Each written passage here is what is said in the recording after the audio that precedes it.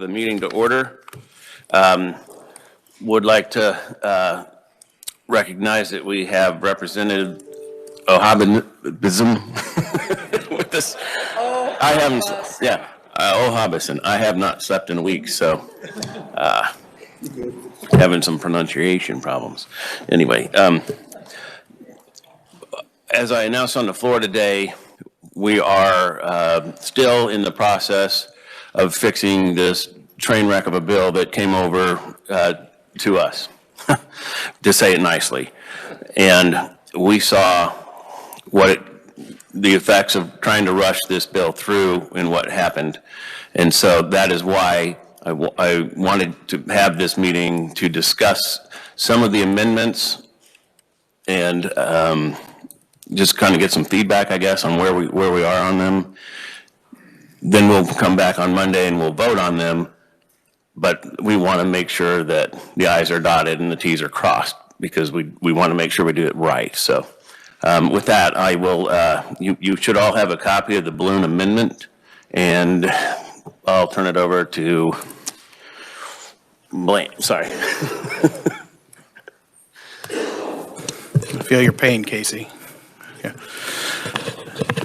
Mr. Chairman, members of the committee, we have attempted to work with the governor's staff and staff from the Department of Commerce to try to find resolution of many of the issues that you all raised at the hearing on this bill the other day. I would like to be able to tell you that we have an agreement, but I can't do that. But the balloon you have before you is the result of some things that we have discussed and been able to agree on, and there are some that we have not. But I want to say that there are three guiding principles for this amendment. The first is that we are building an economic development incentive program, not trying to lure just one company. The second thing is this: with great power comes great responsibility and a need for accountability. We were told by representatives from the Department of Commerce that this is a very powerful incentive program, and as such, it needs to have checks and balances so that no one person, no one secretary is making these decisions in a vacuum.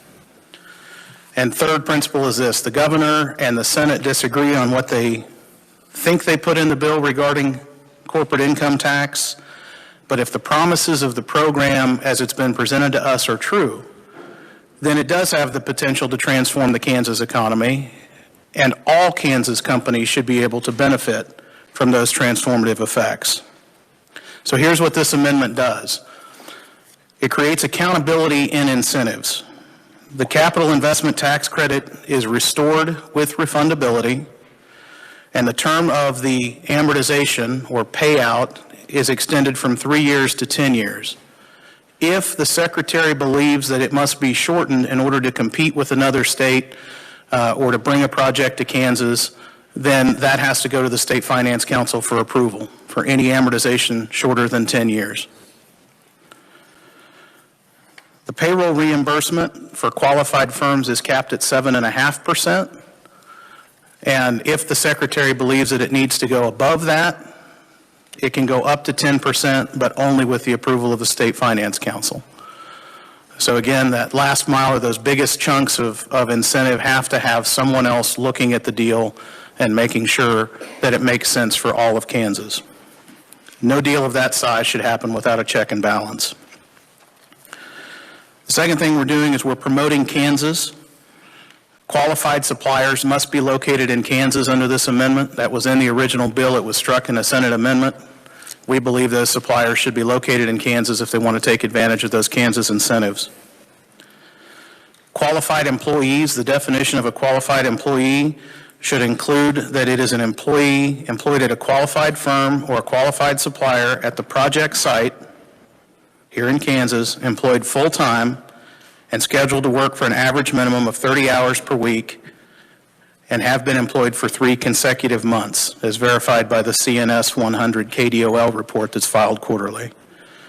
So these incentives, the payroll reimbursement, should be for those employees who are working here in Kansas and not necessarily remoting in from anywhere else in the world.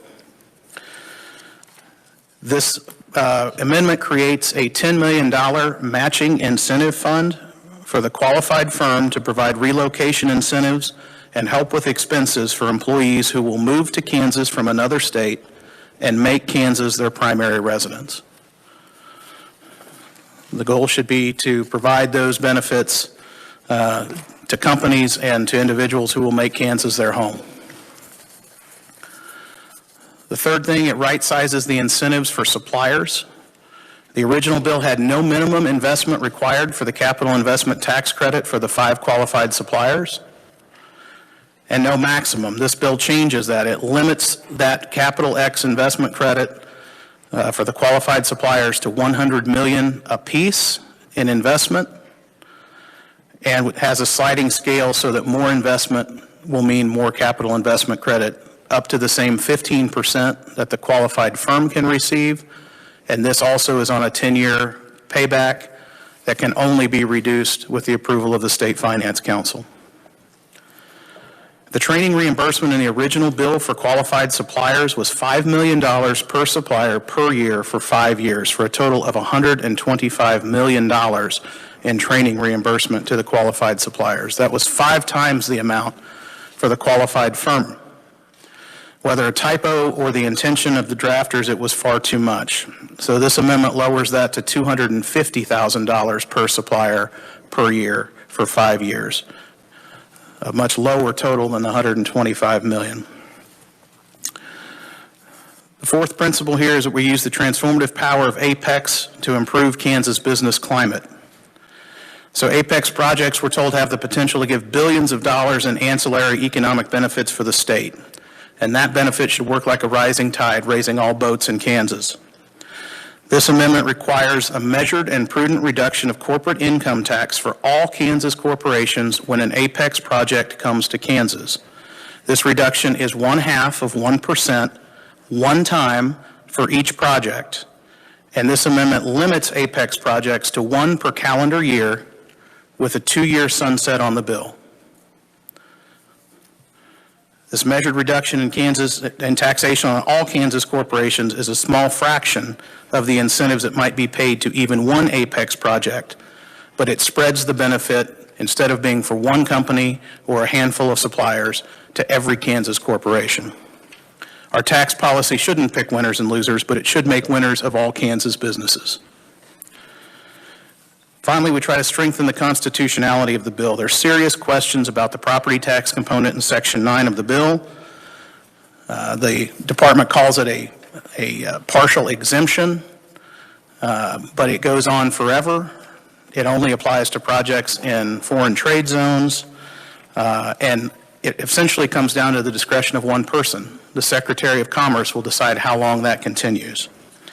This amendment clears that up and uses the well-tested program of local property tax abatements. It uses the government closest to the people, the local government, to decide how much abatement, and it has a time limit of 10 years, which is consistent with every other property tax abatement that we have in the state. It does not go on indefinitely at the whim of one Commerce Secretary. We believe all projects should follow the same rules and that no incentive should go on forever.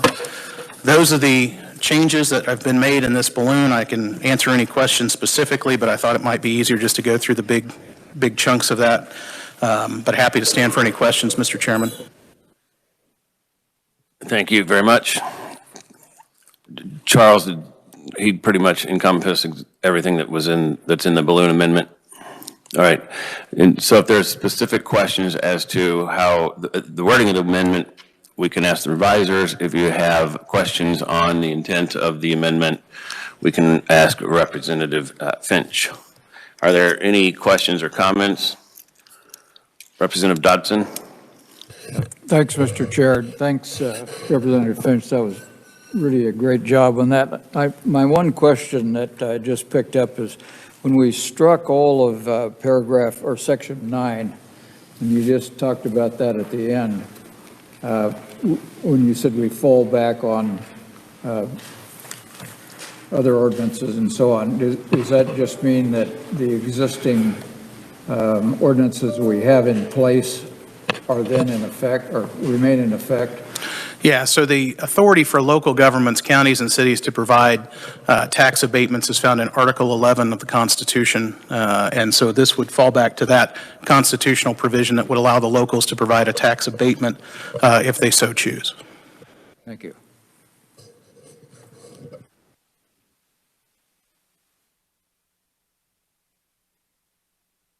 Any other questions on the amendment proposal?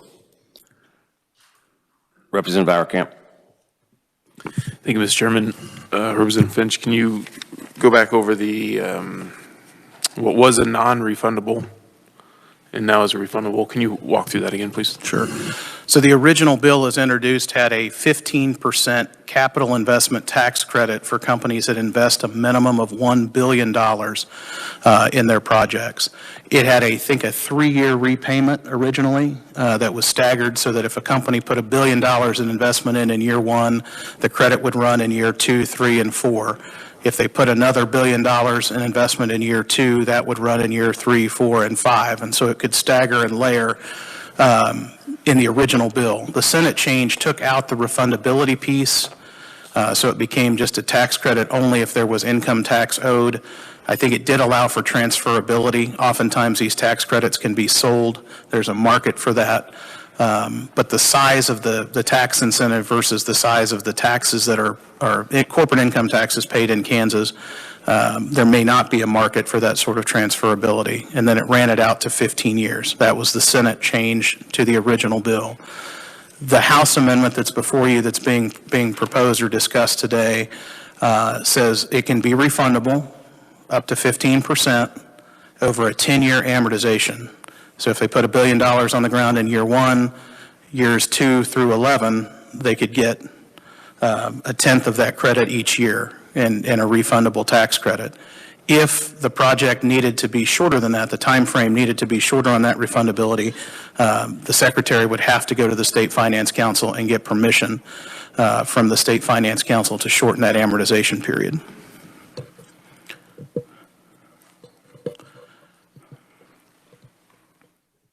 Representative, you have a follow-up? Nope. Representative Shue? Thank you, Mr. Chair, and thank you, Representative Finch, for all the work and the revisers as well. Would you say it's fair to still characterize the amended Section 12 as a ratchet, albeit slower, albeit with a sunset? I still read it as a ratchet. Is that correct? I'll leave it to however the members wish to characterize it. I will say that it is different in kind in that the Senate amendment would have reduced income tax potentially to 0. The trigger in the Senate proposal was also different. The Senate proposal, remember, said any year in which a benefit is paid to an Apex project. So if you had, for example, the payroll reimbursement for qualified firms under the Senate version of the bill would have paid that out over 10 years. So you would have had at least 10 reductions of 0.5% under the Senate version of Section 12. This says you have to bring an Apex project to Kansas, so we get the benefit of the project, and then you get one-time 0.5% reduction, and since there's only 2 calendar years before the bill sunsets, it won't reduce down to 0. So however you want to characterize it, I think it's different in both the trigger and the extent, and that the proof has to be in the pudding. You have to bring a company to Kansas to see that reduction take place. Thank you. Thank you, Mr. Chair. Representative Williams.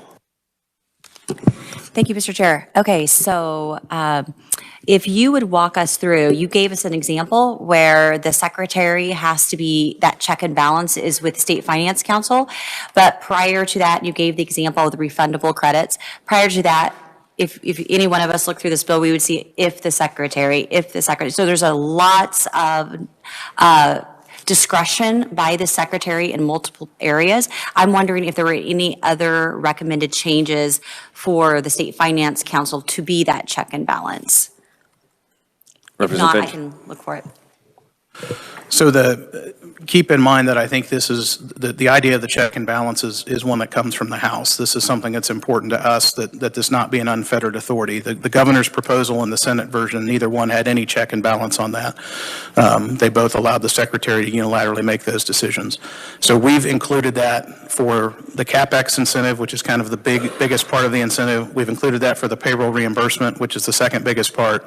And we've included it for the CapEx incentive for the qualified suppliers, because that's the third biggest part of this. So all three of the biggest incentives in the bill would require State Finance Council approval to deviate from either the 10-year payback or the percentage of the payroll reimbursement.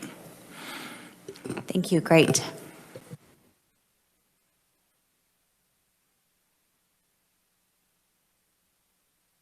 I'm not seeing any other questions or comments on this proposed amendment. And so the intent would be to vote on this change first when we come back on Monday. And then now you'll have some wording that probably will go on, maybe will go on, and you can tailor your amendments to what the new bill would look like after this amendment does go on or doesn't. Are there other amendments that you wish to discuss, any member wishes to discuss at this time that you're planning to make? Representative Highland. Thank you, Mr. Chairman. The amendment I'm going to propose on Monday, I guess, is that we have a clawback of benefits for relocation of a qualified firm's operation in the 10th through 15th year. If they leave the state after the 10th year, between the 10th and 15th year, there will be a prorated basis of what they're going to have to pay back. Except the exception is if they sell to a company that stays in the state. Any questions on that proposed amendment? Okay, we can expect that Monday as well. Are there any other amendments that anyone wishes to discuss? Now, granted, I'm not asking this so that I can rule out amendments and not call on you. If you bring up an amendment today, I will call on you on Monday to put it on. So, so I know that in some committees that doesn't happen that way, but we will not entertain shortening the debate because we're anticipating another amendment. Representative Clayton? Oh, Williams. Thank you, Mr. Chair. So with that, with the balloon and all the changes here today, I just wanted to say, Charles, all of mine are dead. I don't need anything. So I think anybody else that doesn't need their amendments should probably touch base with Charles. I'd note that Representative Poskin is here today too. I wasn't notified of that change, so I apologize. I didn't mean to leave you out up front. Representative Abercamp. Can I go back to the previous amendment discussion? That's fine. So on the refundable capital investment tax credit, is there an estimate? Let's say a company comes in and does a $4 billion investment, and it might be staggered over a few years, but let's just say once that $4 billion investment has been made, what's the payback to them? And let's say they don't really have a income tax due to the state, still working through the process, but what's the refundable number look like that the state's paying this business? Representative Finch. Mr. Chairman, thank you. So the original bill had a 15% refundable credit payable over 3 years on for every $1 billion of investment, CapEx investment, it would be $150 million. So 15% of $1 billion would be $150 million. So for every $1 billion in investment made in the state of Kansas, they would have a payback of $150 million. The Senate had that over 3 years. We have it, or the governor had it over 3 years. We have it over 10.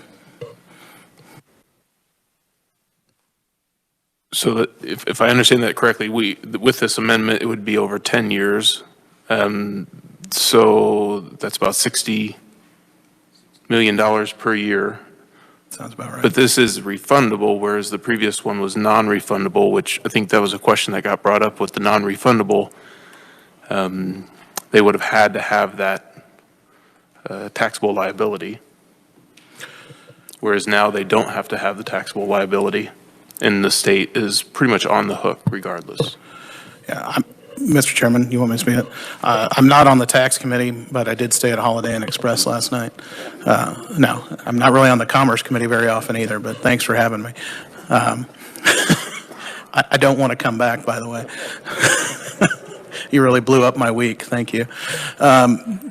No, I think that is a correct statement. The Senate version would have required that there be a tax liability or that the credit be sold to someone else who had a tax liability. And the issue with that is that right now, refundable capital investment tax credits was what we're being told. Those are kind of the coin of the realm for these large-scale economic development projects, that most states in the game for those projects are offering refundable capital investment tax credits that are only paid back if a large investment is made in the state. Thanks for the clarification. Regarding another amendment, can I discuss one? Yeah, I want to follow that up, that the reason we made it out to 10 years was so that we would be reaping some of the benefits from the investment by the time we had to pay them, rather than just writing a big check for, on your example, $4 billion, it would be $600 million right. And if you had to do that in the first 3 years, we would not be having any benefit coming back in order to assist with that. And the reason that needs to be refundable is because with a $4 billion investment, you're going to be depreciating that quite some time, that asset, and you won't have a tax liability for many years.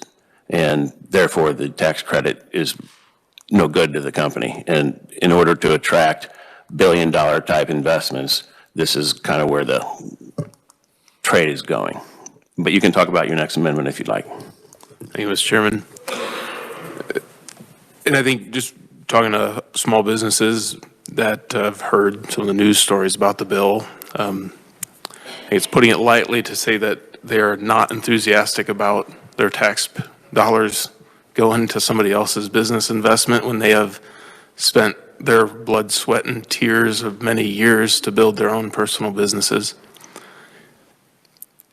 So on the interim tax committee, a couple months ago, it was brought up that businesses pay sales tax on utilities and homeowner residential accounts do not. You know, why is that? You think about, by the time I pay sales tax for the product I'm buying at the hardware store or whatever, there's been sales tax how many steps along the way, from the original supplier to the manufacturer to the wholesaler to the distributor. So seeing the Senate throw in a trigger on the APEC deal going through, I'd like to consider an amendment that also offers a trigger that if an APEC deal is made, then that automatically reduces the sales tax on utilities, which is the sales tax on utilities for businesses, to zero, which has a fiscal note of about $55 million a year. But that also shows Kansas businesses that we actually care about them too, and we're not just trying to find somebody outside the state to bring into the state. So I do plan on bringing that amendment. So currently, individuals don't pay sales tax on utilities, but businesses do. And you're proposing to remove the state portion of the sales tax? Yes, the state, 6.5%. Okay. Any questions for Representative Auerkamp on that proposed amendment? Representative Williams? Thank you, Mr. Chairman. So if the worst case scenario happened and this business didn't make it, they left, would be the fear for Kansas, would the sales tax exemption be repealed as well? Thank you, Representative. The way the amendment is drafted, the reduction in sales tax from 6.5% to zero would only occur in a year where an APEC business received the benefits. So it would not be a permanent, it would be just each year, however long that might be. Yeah, each year that Kansas businesses are subsidizing somebody else's business, they also receive a benefit. Okay, thank you.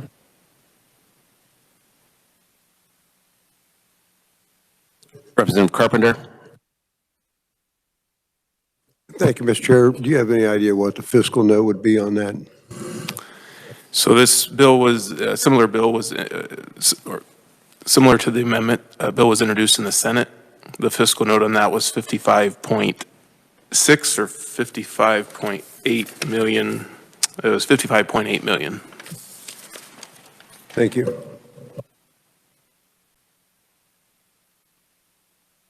Okay, something to consider there. Are there other amendments that anyone wishes to discuss, or are there any other questions for Representative Auerkamp or Finch?